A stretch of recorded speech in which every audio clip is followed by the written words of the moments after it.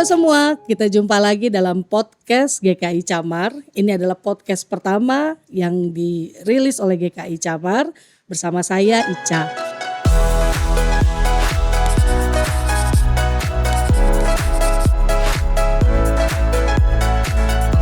Dan pada sore hari ini saya ditemani oleh narasumber saya Ibu Naomi Sinambela, atau sebenarnya Ibu Naomi Panggawean ya Bu. Betul. Bapaknya yang Bapak Sinambela. Ibu Naomi apa kabar? Baik Kak Ica. Puji Tuhan. Bu, kalau bicara Ibu Naomi nih, mungkin kita langsung masuk aja nih ke perkenalan. Rasanya sih sudah hampir semua ya jemaat GKI Camar mengenal Ibu Naomi. Kalau tidak mengenal Ibu Naomi selama ini, tapi paling tidak mengenal dentingan jemari di atas piano kalau kebaktian umum. Nah, mungkin boleh Ibu Naomi bercerita sedikit dulu. Ibu ini aslinya dari mana? Mungkin kalau boleh diceritakan usianya berapa? Seperti itu Bu, supaya jemaat yang menyaksikan boleh lebih mengenal lagi. Oh, ini Ibu Naomi yang selama ini terlihat mungkin saya duduk di sini, Ibu Naomi di depan bersama dengan piano. Silakan Bu. Terima kasih Kak Ica, selamat bertemu dengan semuanya. Saya Naomi Boru Panggabean, tapi suami saya Sinambela. Saya punya anak 3, punya menantu 3 juga, Sudah punya lengkap. cucu 6. Usia saya tahun ini 63 tahun, puji Puji Tuhan. Tuhan. Tuhan tetap memberikan saya sukacita, kesehatan yang saya selalu bilang ini kesehatan yang dari Tuhan. Puji Tuhan.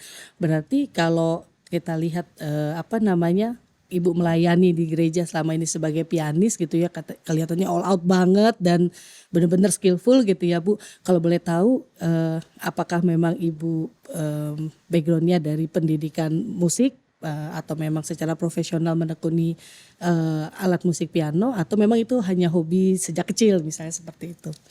Saya berasal dari keluarga yang ibu saya khususnya itu memang kakak beradik pemusik semua gitu ya. I see. Dan saya dari kelas 3 SD sudah belajar musik. Jadi kakak saya, adik-adik saya juga semua bermain musik. Bahkan adik saya yang paling kecil juga ya main musik di gereja sampai hari ini.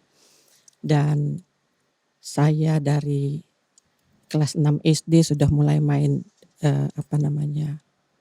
organ ya. Saat itu organ di gereja. Dan ya sampai hari ini juga saya belajar secara khusus memang dapat guru-guru yang reputasinya baik. Dan saya terakhir-terakhir ini memang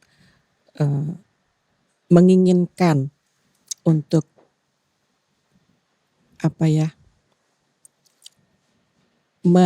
meninggalkan apa yang saya miliki sebagai pemusik gereja. Karena banyak orang yang bermain musik bisa tetapi tidak mengerti apa artinya musik gereja. Dan itu yang ingin saya tinggalkan supaya kalau saya tidak bisa lagi, murid-murid saya ini akan bisa meneruskan kepada generasi berikutnya. Dan itu sudah dilakukan ya, murid-murid saya pikir ada lebih dari 10 murid saya yang sudah bermain musik juga di gereja. Iya, dengan spirit untuk terus memberitakan Injil melalui musik ya Bu ya, akhirnya menjadi pemuritan melalui musik. Puji Tuhan.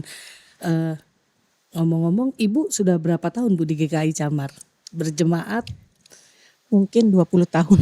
Wah, 20 tahun. Tidak heran, seharusnya kita semua sudah mengenal ya sosok Ibu Naomi, baik secara langsung maupun tidak langsung artinya sudah begitu dekat gitu ya, maupun yang setidaknya pas melihat oh ya ini pemusiknya Ibu Naomi gitu sudah mengetahui.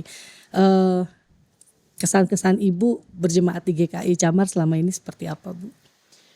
Saya merasakan hubungan kekeluargaan ya.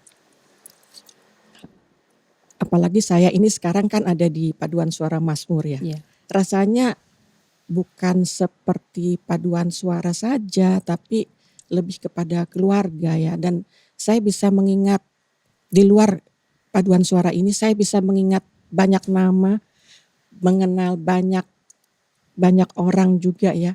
meskipun saya mungkin tidak menegur secara spesifik, tapi saya tahu itu siapa Iya. mereka-mereka itu gitu. Jadi gereja bukan cuma menjadi tempat kita melayani, tetapi juga kita boleh berhimpun bersama, merasakan Betul, kasih betul. kekeluargaan di GKI Camar gitu ya Betul, Bu ya. iya. Puji Tuhan. Nah, kalau kita boleh masuk sedikit lebih dalam nih Bu. Eh, Kan kami nih di Warta setiap minggu kita sama-sama berdoa buat jemaat-jemaat yang sedang Tuhan izinkan bergumul dengan kesehatan yang kurang baik gitu ya. Kalau boleh tahu sebenarnya kondisi kesehatan Bu Naomi seperti apa sih? Karena salah satunya namanya ada nama Ibu Naomi nih. Iya. Supaya kita semua tahu ketika kita mendoakan secara spesifik mungkin kita bisa lebih mendukung di dalam doa. Iya Kak Ica, jadi ini bermula dari tahun 2016 ke 2017 saat saya dikatakan kena autoimun hemolytic anemia, yaitu kelainan darah yang ada di tubuh saya sendiri. Tetapi sempat remisi obat 2 tahun kemudian. Tapi 2021 Mei saya mulai sakit lagi. Dokter sendiri juga bingung ya, sakitnya apa? Kayaknya bukan cuman autoimun saja, ada penyakit lain. Saya diambil tulang sumsum 2 kali, nggak ketahuan juga, sehingga saya dikirim untuk periksa di RSCM. Di sana pun saya 2 kali diambil sumsum tulang belakang, tapi dokter juga nggak ketemu sakitnya apa. Sampai akhir Desember, dokter mengatakan kepada saya, sepertinya ada keganasan gitu. Saya langsung berpikir, keganasan apa? Apakah kanker gitu ya? Dokter bilang iya, tapi ibu yang tenang, dia bilang gitu. Saya berusaha untuk tenang, tidak memikirkan terlalu jauh karena itu kan masih dugaan. Tapi akhir Januari awal Februari saya sudah mulai mendengar kata-kata multiple myeloma, mendengar juga Waldenstrom macroglobulinemia, 2 nama yang saya gak pernah dengar, asing. Suami saya juga gak tahu. Tapi dalam pemeriksaan selanjutnya, dokter bilang bukan multiple myeloma. Kasus saya mulai naik, dipanelkan di rumah sakit dengan beberapa dokter senior, dan lama sekali ya mereka mendapatkan diagnosa ini, karena memang akhirnya saya didiagnosa dengan Waldenstrom macroglobulinemia, yaitu kanker darah yang sangat langka, yang kalau katanya 3 di antara 1 juta.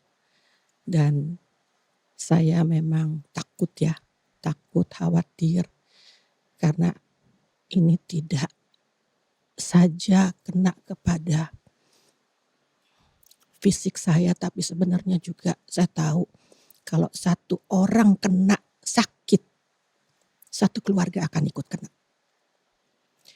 Jadi saya memanage pikiran saya untuk terus positif, untuk terus berpikir jangan terlalu jauh, karena sekarang saatnya saya berjalan bersama Tuhan. Saya pikir seperti itu ya. Waktu saya didiagnosa itu, istilah kami ditegakkan diagnosanya, saya bilang kepada anak-anak, jangan takut, don't worry. Kita punya Tuhan yang kuat, yang mampu mengatasi apa yang tidak bisa kita pikirkan. Semuanya tenang dan tetap berdoa. Tenang di sini maksud saya adalah yang bekerja tetap bekerja, yang sekolah tetap sekolah, yang ke dokter seperti saya tetap ke dokter. Tetap di posisi kita masing-masing. Gak ada gunanya nangis. Gak ada gunanya mengeluh. Semua sudah terjadi. Jangan melihat ke belakang, saya bilang sama anak-anak. Kita lihat ke depan. dalam perjalanan ini pun saya sebetulnya tidak sekuat dan tidak setegar yang dilihat dari luar. Sebagai manusia saya juga takut. Apalagi obat yang dibutuhkan itu juga masih jarang. Tapi dokter bilang sama saya, dia janji kami akan bantu ibu punya kualitas hidup yang lebih baik. Saya pikir cukup. Jangan pikir yang jauh. Kualitas hidup yang seperti apa, saya juga nggak tahu. Tapi saya harus percaya. Jadi dalam perjalanan ini Kak Ica, saya meskipun saya takut, meskipun saya merasa gentar gitu ya. Tapi saya juga tahu apa yang terjadi dalam hidup kita ini kan Tuhan sudah rencanakan. Saya pikir tadinya berkat itu hal-hal yang baik, hal-hal yang menyenangkan.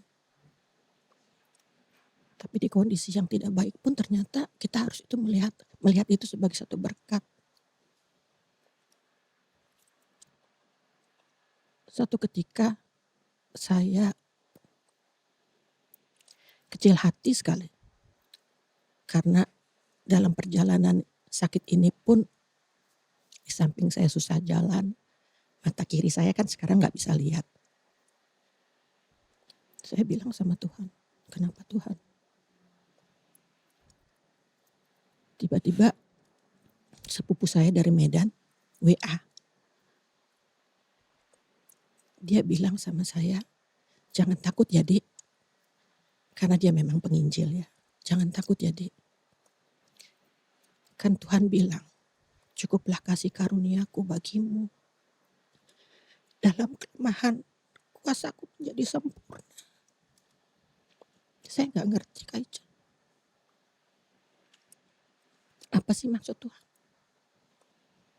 Setelah dia berikan saya berkat begitu banyak ya. Dengan anak-anak yang sehat, menantu-menantu yang sehat dan baik, cucu-cucu yang sehat. Saya pikir hidup saya sangat sempurna. Tapi hanya 10 hari setelah anak saya yang bungsu menikah, saya sakit seperti ini. 14 bulan baru dokter tahu sakitnya apa.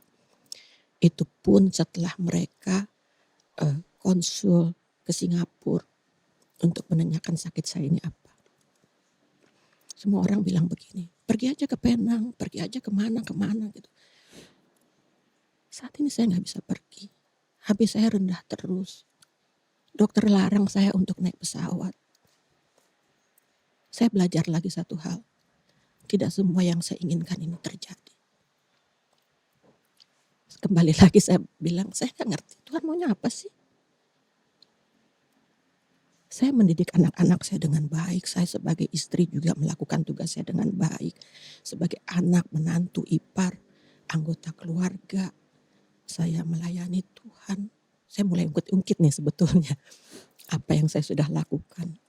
Tapi kenapa di masa tua saya harus seperti ini. Dan saya harus terima ini dengan apa ya, dengan keikhlasan yang tidak ada batasnya. Kemarin Paskah juga saya nangis di gereja. Karena Tuhan Yesus bilang, andai kata cawan ini boleh lalu daripadaku. Jujur ya Kak Ica, saya menghadapi kemo ini saya takut. Takut sekali. Saya pun bilang, kalau boleh Tuhan, saya tidak melewati itu. Tapi saya selalu bercanda dengan suami saya. Kalau saya naik ke atas, di ujung sana saya ditunggu dengan kemo. Saya masuk ke dalam tanah pun begitu. Dari kiri, dari kanan, di ujung sana saya ditunggu dengan kemo. Gak ada jalan lain. Saya harus hadapi. Saya bilang sama anak-anak saya. Karena mereka selalu bertanya sama saya, bagaimana Mami? Ya saya cerita apa adanya gitu. seperti anak saya yang besar bilang, oke, sekarang mami mau naik kelas. Kalau naik kelas itu ada ujiannya. Sekarang apa yang menjadi pikiran disingkirkan dulu. Fokus. Andai kata mereka bisa, katanya saya kasih berapa persen aja penyakit saya, mereka mau kok pikul, tapi nggak bisa. Dan ini harus saya saya pikul sendiri. Tapi saya punya suami, punya anak-anak, punya Yang ipar, punya menopang ya. cucu yang terus menolong saya, menghibur saya. Puji Tuhan ya Bu Naomi ya, bahwa ya memang sekalipun mungkin rasa sakitnya tidak bisa dibagi, tetapi melihat ada orang-orang yang kita kasihi dan juga mengasihi kita, selalu menopang, selalu memberikan semangat, selalu memberikan support, itu menjadi satu kekuatan tersendiri ya. Lalu mungkin ini juga yang ya, mereka juga pastinya bergumul, mereka juga pastinya tidak mudah mendampingi dan terus berusaha berpegang pada pengharapan. Tapi saya jadi teringat dengan ya yang Paulus bilang, bahwa memang tadi cukuplah kasih karunia yang Tuhan sampaikan kepada Paulus, cukuplah kasih karunia. Kesusahan sehari cukup untuk sehari, nggak usah kita pikirin besok bagaimana, besok selalu ada Tuhan ya. Lalu saya dengar-dengar ini kan setiap 2 minggu sekali ya Bu ya, mesti berobat ya. Itu kalau berobat kontrol atau memang selalu ada tindakan-tindakan, kayak misalnya lumayan sering juga kayaknya transfusi darah ya. Saya sering dapat informasi, oh iya ini mamaku lagi butuh backup kantong tambahan misalnya seperti itu. Itu perjalanan pengobatannya kalau boleh tahu 2 minggu sekali itu seperti apa sih Bu? Jadi seperti besok Minggu saya pulang gereja harus ke lab untuk cek lab, untuk cek habis sebetulnya. Untuk saya bawa nanti hari Senin. Kemudian dokter akan mengatakan apa dan di hari Senin itu kita lihat nanti. Tergantung hasil labnya. Iya. Hari berikutnya saya akan transfusi. Hari berikutnya setelah 24 jam dilihat lagi labnya. Iya, saya akan ditanya lagi, akan lapor lagi berapa HB saya gitu ya. Dan itu tidak mudah ya, karena kami di RSCM, kami harus berangkat pagi-pagi sekali. Sampai di RSCM itu nanti akan ditunggu oleh dokter. Pertama akan biasalah tensi, tunggu lagi, panggil dokter lagi. Itu bisa seharian Kak Ica. Nah nanti hari Rabu saya akan berangkat pagi-pagi lagi. Bukan Rabu, lusanya setelah dari dokter, besoknya saya akan balik lagi. Itu transfusi dari pagi lagi sampai itu bisa 6 sampai 7 jam. Sekali transfusi ya. Bisa 2 kantong atau 3 kantong gitu. Buat saya ya itu juga ya, tidak ada jalan lain ya. Meskipun sakit, meskipun pedes rasanya seperti dicubit, pegel juga, ya gak ada jalan lain. Hanya itu yang bisa dilakukan. Harus dilakukan. Iya, harus yang saya lewati ya itu. Jadi mungkin kelelahan fisiknya sebenarnya gak seberapa, tapi akhirnya karena tiap 2 minggu sekali harus dilakukan, dan itu bertubi-tubi ya dari hari ke hari, itu yang membuat kadang-kadang mental juga betul menjadi ya, kita mungkin di situ kita menjadi sedikit banyak pasti akan drop. Iya. Nah, bagaimana dengan Bapak yang mendampingi Bu selalu ini ya, full power ya? Iya, puji Tuhan ya, suami saya itu luar biasa sekali loh Kak Ica. Karena dia juga tidak terlalu sehat ya, karena kakinya juga kan sakit terus menerus ya 24 jam. Tapi dia selalu lakukan apa yang dia harus lakukan. Jadi rutenya itu kalau kami sampai di RSCM, saya akan diparkir. Karena saya di kursi roda, dia akan parkirkan saya. Kemudian dia akan daftar, dia akan tunggu apa yang harus dia tunggu. Kemudian dia akan dorong saya naik ke lantai 2 ke kahom, itu bagian darah gitu ya. Nanti dia akan daftar lagi ke sana ke sini. Setelah itu beres baru kami bisa duduk diam nunggu. Dan kami biasanya juga sampai bawa makan ya, karena nggak ada yang disuruh untuk beli makanan gitu ya, daripada repot nanti kelaparan gitu ya, kami sudah bawa makanan dari rumah. Jadi nggak Betul-betul perlu deh. nyari-nyari lagi. Nggak nyari-nyari Jadi lagi. cuma berduaan. Berdua. Setiap proses itu dilakuin berduaan. Berdua. Dan apa ya, kami menikmati sebagai inilah ya yang dibilang Tuhan, Teman hidup. janji Tuhan ya, janji nikah ya Kak Ica. Susah dan senang, sehat dan sakit, Dijalani bersama. iya, sampai maut memisahkan ya. Kelihatannya seperti lucu-lucuan gitu ya, tapi dalam perjalanan ini kami melihat penyertaan Tuhan ya. Dan khususnya kalau seperti saya ini, saya bilang sama suami saya dan anak-anak saya, Tuhan ini lagi gendong saya loh dalam lembah kekelaman. Saya selalu melihat, ada tuh dulu film kartun yang kayu yang Kiki Koko dulu ya, Iya. itu masuk ke dalamnya, saya bayangin itu gelap sekali kan. Tapi ada titik terang di ujung sana. Jadi saya pikir Tuhan sedang menggendong saya, tapi nggak tahu ujungnya di mana ini. Karena 14 bulan sampai dapat penyakit itu, saya juga merasakan lama banget sih gitu ya. Kok nggak berujung sih, sampai kadang-kadang nangis. Sepertinya dokter janji akan ada hasilnya, ternyata enggak. Oh rupanya kurang sabar nih saya. Nangis tuh kalau kayak gitu. Sampai takut mau berharap takut. Enggak, ya. iya, enggak berani lagi berharap, udah terserah Tuhan aja lah. Tapi luar biasa ya, memang ya itu apa namanya, kita melihat Tuhan di dalam kesempatan ini. Walaupun mungkin kalau buat orang lain hidup berpasangan, didampingi oleh pasangan itu seperti biasa, tetapi ketika melewatinya di masa-masa yang seperti ini, Iya, penguatannya menjadi sungguh luar biasa ya. iya, betul. Betul-betul kehadiran Tuhan melalui pasangan hidup yang cukup memberkati juga Ibu Naomi melewati ini. Saya nggak kebayang tiap 2 minggu sekali ya. Subuh-subuh dong itu ke RSCM. ya, Saya Bu. 4:30 sudah bangun, jam 6 Rahel dan suaminya akan jemput kami, di drop. Setelah itu ya urusan kami di rumah sakit. Iya, iya. Karena mereka juga punya Mereka harus tanggung jawab bekerja, masing-masing iya, ya. iya. Jadi itu sudah dilewati proses ke RSCM itu total sampai sekarang sudah berapa bulan Bu? 14 bulan. 14 bulan. Desember 2021 sampai sekarang, lebih ya dari 14 bulan ya. Iya, sudah 16-an. Iya, Iya, iya. 16. Iya. Dan Tuhan selalu kasih penyertaan ya, Iya. tetap sehat secara fisik bisa melewati proses itu.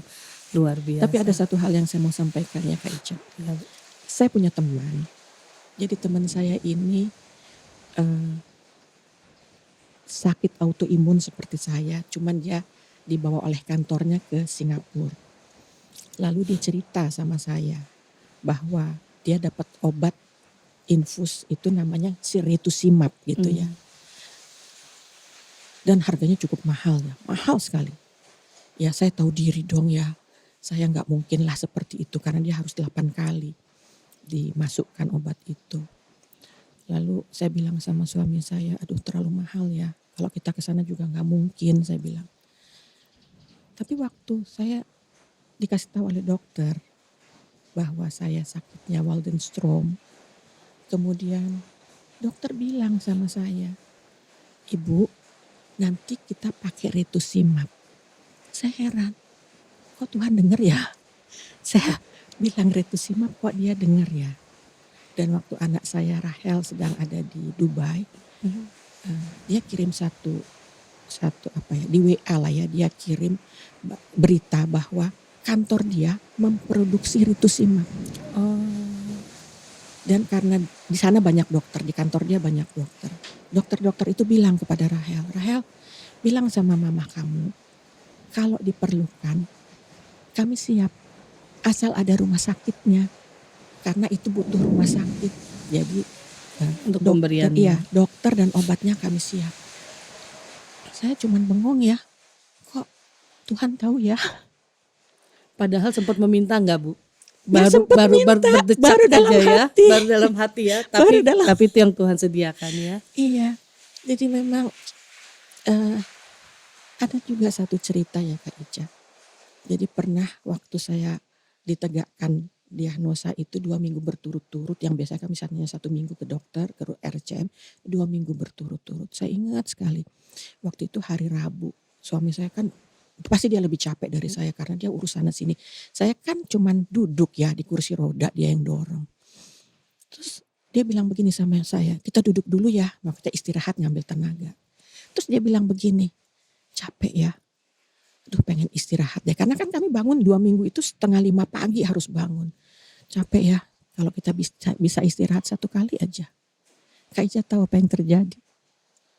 Nggak sampai 1 jam, dokter namanya dokter Beta yang nanganin saya, tuh telepon suami saya. Dia bilang, Pak besok nggak usah datang ya, Jumat aja karena masih ada yang belum selesai. Wow. Saya bilang gini, oh, Tuhan nguping ya. Simple things Tuhan ya. denger ya. Akhirnya Kamis besoknya itu kan Rabu. Kamisnya itu kami memang bangun siang. Bener-bener bangun Bisa siang. recharge energi lagi. Betul. Semuanya ternyata Tuhan dengar. Dan Tuhan cukupkan. Cukupkan, lebih dari cukup Kak Ica. Lebih dari cukup. Buat banyak orang ada banyak waktu yang dibuang-buang untuk istirahat. Padahal Tuhan kasih kesempatan untuk istirahat. Tapi buat ibu sama bapak yang nggak ketemu waktu istirahat dan begitu lelah, Iya, dikasih waktu 1 hari bisa Iya. bangun siang aja sudah amazing. waktu menjelang puasa itu stok darah RCM sedikit. Ya. Jadi banyak orang yang harus mencari darahnya sendiri melalui keluarga, donor sendirilah gitu. Saya sudah khawatir ya. Saya bilang kepada menantu saya, dia bilang, udah tenang aja di kantor saya udah cari orang untuk donor.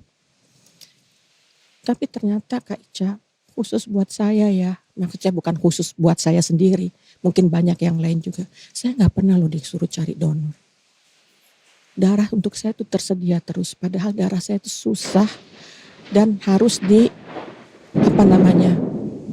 dikomtes, disaring-saring lagi gitu. Jadi bukan darah dari PMI langsung dipakai, tapi itu semua ada.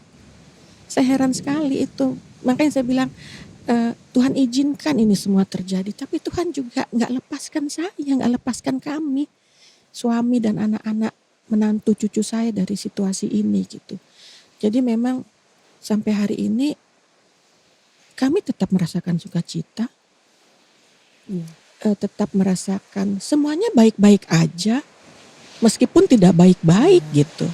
Ya, karena berjalan bersama dengan Tuhan. Betul, iya. Mungkin kalau kita pikir dengan pikiran kita manusia, kita akan melihatnya selalu tembok. Iya, Tapi ternyata ketika kita sudah mendekati tembok, di situ ada lubang kecil yang Tuhan suruh iya, kita lewati ya. betul, benar. Nggak sampai kejedot kata Nggak. Tuhan ya. Udah disiapin jalannya. Wah luar biasa ya Bu Naomi ya. Penyertaan Tuhan buat ibu dan keluarga pastinya belum tentu dirasakan oleh keluarga-keluarga lain, oleh anak-anak Tuhan yang lain dalam bentuk yang seperti ini. Walaupun penyakitnya langka gitu ya, tapi pasti ada maksud Tuhan, ada anugerah Tuhan. Ibu, bapak, anak, menantu dan cucu boleh melihat kemuliaan Tuhan di setiap harinya. Ya, mungkin tadinya ketika kita merasa hidup kita baik-baik saja, semua yang kita belum sempat pikirkan sudah Tuhan cukupkan gitu ya. Iya. Semua Tuhan kasih, tidak ya sepertinya tidak ada hal yang terlalu serius yang harus dijalani, dipikirkan. Ya ternyata Tuhan kasih kesempatan untuk sedikit mundur untuk melihat bahwa Tuhan masih mau terus berkarya. Walaupun umur 63 itu buat Tuhan masih muda, ya kan? Untuk terus berlari dalam pertandingan iman gitu Iya. ya. Luar biasa. Terus kalau aku boleh tahu gitu ya Bu, apa sih yang kalau misalnya Ibu ngobrol sama Tuhan gitu, saat ini apa sih yang mau Ibu sampaikan ke Tuhan melalui perjalanan ini? Saya nggak minta apa-apa lagi, karena apa yang Tuhan kasih itu sudah lebih dari cukup dari apa yang saya pikirkan selama ini. Tahun ini kalau Tuhan izinkan pernikahan kami mencapai 40 tahun. Saya melihat anak-anak saya, menantu saya, cucu saya. Saya hanya berdoa kepada Tuhan agar kami diberikan kemampuan untuk terus menjadi contoh yang baik buat anak-anak, buat rumah tangga anak-anak, menantu dan cucu-cucu saya. Kami selalu membuat waktu untuk berdoa dan menyebut nama mereka. Doanya cuman minta supaya mereka tumbuh menjadi sehat, menjadi kuat, yang suami istri seia sekata dalam mendidik anak, mengelola keuangan, mendidik anak-anaknya menjadi anak-anak yang takut akan Tuhan. Cucu-cucu saya tumbuh menjadi cucu yang orang-orang yang baik, yang sehat, yang juga mengasihi pekerjaan Tuhan. Kalau untuk saya dan suami, kami tidak punya permintaan yang spesifik kepada Tuhan, tapi hanya minta supaya Tuhan memberi kami kekuatan dalam melewati masa-masa sulit ini sekarang ini. Luar biasa.